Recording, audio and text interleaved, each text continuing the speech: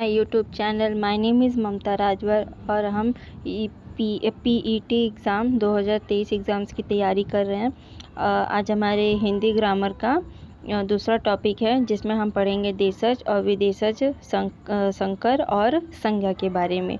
तो आइए शुरू करते हैं। सबसे पहले हम पढ़ते हैं देशज शब्द। देशज शब्द क्या होता है? वे शब्द जो स्थानीय भाषा के शब्द होते हैं, बोलियों से ऐसे शब्द ताल्लुकात रखते हैं, देशज शब्द कहलाते हैं। ठीक है, आगे देखते हैं। उसके उदाहरण हैं जैसे कि गड़बड़, छप छप और घड़बड़, खन खन इत्यादि। इसका ये अर्थ होता है वे शब्द जो स्थानीय भाषा के शब्द होते हैं, बोलियों से ऐसे शब्द ताल्लुकात रखते हैं, मतलब जो बोलियों जो हम नॉर्मली बोलते हैं वैसे शब्दों से मिले जुले शब्द होते हैं, जिसे हम देशज शब्द कहते हैं। देशज मतलब देसी टाइप के, थोड़े मतलब वैसे टाइप के शब्द होते हैं। चलिए आगे पढ़ते हैं। अब आगे हम पढ़ेंगे देशज शब्द के बारे में। वे शब्द विदेशी मूल के हैं जो विदेशी, याद रखिएगा, विदेशी मूल के हैं, आज प्रचलित हो आए हैं, ये शब्द विदेशी शब्द कहलाते हैं और इसे आगत शब्द भी कहते हैं। मतलब इसका अर्थ ये होता है कि ऐसे शब्द हैं जो विदेशी हैं, जो विदेश से आए हुए हैं। इसका उदाहरण देख लेते हैं जैसे कि doctor, ticket, cricket, platform, hospital, order इत्यादि। ठीक है, इसे हम विदेशी शब्द कहते हैं। और संकरक शब्द नेक्स्ट है हमारा संकरक शब्द। संकरक शब्द का ये अर्थ होता है, जो इसको मैं सिंपली बताऊं, जो हमारे हिंदी प्लस इंग्लिश, ठीक है, ऐसे शब्द जो हिंदी और प्लस इंग्लिश से मिलके बने हैं। इसका परिभाषा देखते हैं। दो अलग अलग भाषाएं के मेल ऐसे बनने वाले सार्थक शब्द का संकरक शब्द कहलाते हैं। इसका एग्जाम्पल है रेलगाड़ी। रेल हमारा इंग्लिश वर्ड है और गाड़ी हमारी हिंदी वर्ड है, तो इससे हो गया रेलगाड़ी। तो एक बार और रिवीजन कर लेते हैं। देशज शब्द वे शब्द होते हैं जो देसी टाइप के होते हैं, जो हम बोलचाल की बोली भाषा में बोलते हैं और इसे हम देशज शब्द कहते हैं। उदाहरण के लिए गड़बड़, छप छप, घड़बड़ और खनन इत्यादि। आगे है विदेशी भाषा। विदेशी भाषा जो विदेश से आए हुए हैं, ठीक है, इसे हम आगत शब्द भी कहते हैं। वे शब्द होते हैं, ठीक है, वे शब्द विदेशी मूल के हैं जो आज भी प्रचलित हुआ है। फॉर एग्जाम्पल, उदाहरण के लिए doctor, ticket, cricket, platform, hospital, order इत्यादि। और संकर शब्द जो मैंने बताया कि हिंदी इंग्लिश दोनों में मिक्स होते हैं ये, जैसे कि रेलगाड़ी, और जैसे रेल हमारा इंग्लिश है और गाड़ी हमारी हिंदी है, तो वो मिल के बना रेलगाड़ी। हमारा नेक्स्ट टॉपिक है संज्ञा। हम संज्ञा के बारे में पढ़ेंगे। संज्ञा क्या होता है? संज्ञा हम शुरू से जानते हैं कि किसी भी व्यक्ति, वस्तु, स्थान, भाव एवं अवस्था के नाम का जो बोध करने वाला शब्दों को ही हम लोग संज्ञा कहते हैं। ठीक है, संज्ञा कहते हैं। इसमें हम जानेंगे कि संज्ञा के कितने भेद होते हैं। संज्ञा के मोस्टली कितने भेद होते हैं? 5 भेद होते हैं। आइए तो हम एक एक भेद के बारे में हम पढ़ेंगे।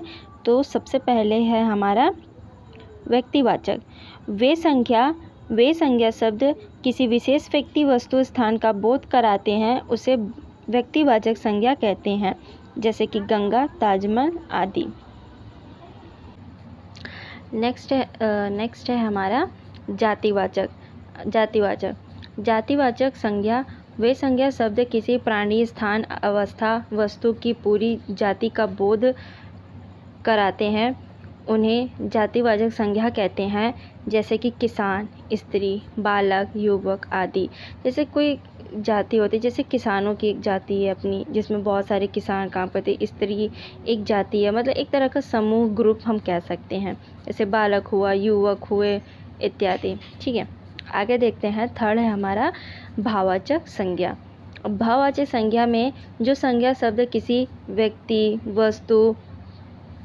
व्यक्ति वस्तु के गुण, दोष, भाव अथवा स्वभाव आदि का बोध कराते हैं, उन्हें भाववाचक संज्ञा कहते हैं, जैसे कि सुंदरता, सौंदर्य और लंबाई इत्यादि। भाववाचक संज्ञा को सिंपली किसी चीज़ का भाव, जैसे एक सुंदरता का भाव हुआ, सौंदर्य का भाव हुआ, इसे हम भाववाचक संज्ञा कहते हैं।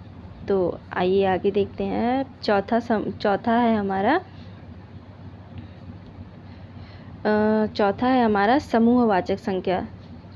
किसी समुदाय अथवा समूह का ज्ञान करने वाली संज्ञाओं को समूहवाचक संज्ञा कहते हैं, जैसे कि भीड़, सेना, कक्षा, वर्ग, टीम आदि।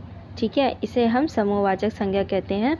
तो हमारा संज्ञा का लास्ट भेद है द्रव्यवाचक संज्ञा। ठीक है, इसका सिंपल है कि जो संज्ञा शब्द नाप तोल वाली वस्तुओं का बोध कराते हैं अथवा जिन पदार्थों से भिन्न भिन्न प्रकार की वस्तुएं बनाई जाती हैं उन्हें द्रव्यवाचक संज्ञा कहते हैं, जैसे कि तेल, घी, सोना। कोई भी जैसे नाप तोल और किलो होता है ना, जैसे कि केजी, लीटर, ये सब जो होते हैं ये सब हमारे द्रव्यवाचक संज्ञा के नाम से जाना जाता है। ठीक है, तो एक बार हम रिवीजन कर लेते हैं। संज्ञा क्या होता है? संज्ञा की परिभाषा सिंपल है, किसी भी व्यक्ति, वस्तु, स्थान, भाव एवं अवस्था के नाम को बोध कराने वाला उसे संज्ञा कहते हैं। संज्ञा के 5 भेद होते हैं। पहला है व्यक्तिवाचक। जो संज्ञा शब्द किसी विशेष व्यक्ति, वस्तु, स्थान का बोध कराते हैं उसे व्यक्तिवाचक संज्ञा कहते हैं, जैसे कि गंगा, ताजमहल आदि। जातिवाचक संज्ञा, जो संज्ञा शब्द किसी प्राणी, स्थान, अवस्था, वस्तु की पूरी जाति का बोध कराए उन्हें जातिवाचक संज्ञा कहते हैं, जैसे किसान, स्त्री, बालक, युवक आदि।